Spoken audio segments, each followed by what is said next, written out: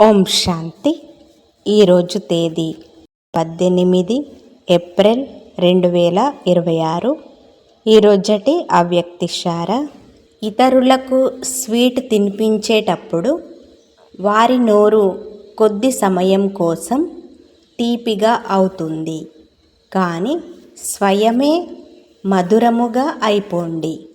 నోటిలో సదా మధురమైన మాటలే ఉండాలి.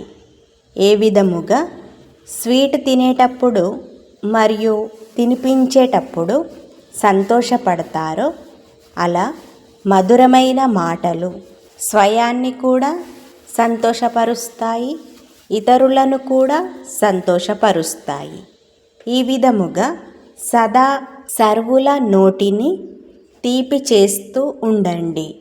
సదా మధురమైన దృష్టి, మధురమైన మాటలు, మధురమైన కర్మలు ఉండాలి. ఓం శాంతి.